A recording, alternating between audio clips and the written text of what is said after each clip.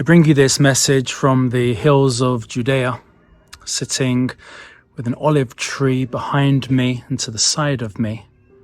Hasn't yet started growing, but it's to the olive that I would like to turn my attention, and also to remind us of the opening line of this week's parasha.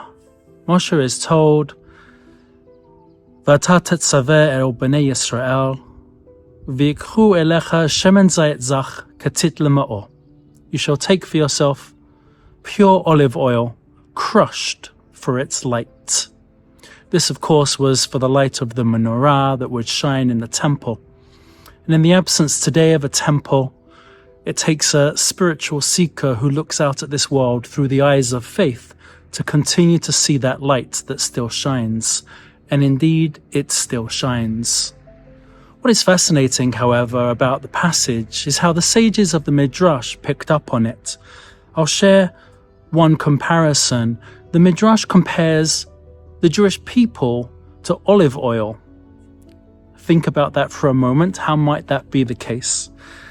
Rabbi Yeshua ben Levi gives us the answer. Amar Rabbi Yeshua ben Levi. Rabbi Yeshua ben Levi once said, "Why is Israel compared to an olive?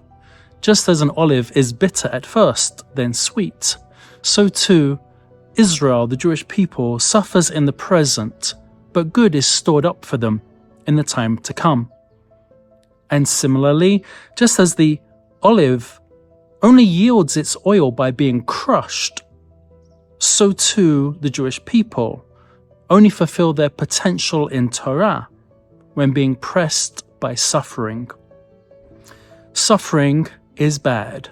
Let's make no mistake about it. And in Judaism, we're commanded to fight against and try to overcome a world of suffering. Indeed, this seems to be the essential call of the hour, to take away the suffering of anybody that may be hurt. Yet here comes an important key. When suffering takes place, when bad things do indeed happen to good people, our faith can be challenged. And that's not a moment of despair. That's actually a moment of faith. Avraham Avinu, in fact, turns to God and says to him, "Will the master and judge of all the earth not perform justice?" Moshe also asks God, "Why have you done this to your people?" when he sees that the Bnei Yisrael are suffering. The Jewish response, articulated famously by Rabbi Soloveitchik in the 20th century, was not to ask why has such suffering happened, but rather, how then shall I act? This is the approach to Jewish suffering. And incredibly, although we never invite suffering and never want it, there seems to be a truism that Rabbi Yeshua ben Levi picks up on, and perhaps even in our own lives we have seen. Suffering can sometimes bring out something pure within us. Suffering can sometimes bring out the best within us.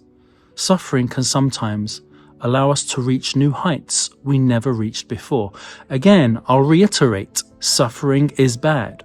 We never invite it upon us. And our task truly is to dispel the darkness and to dispel the suffering in this world.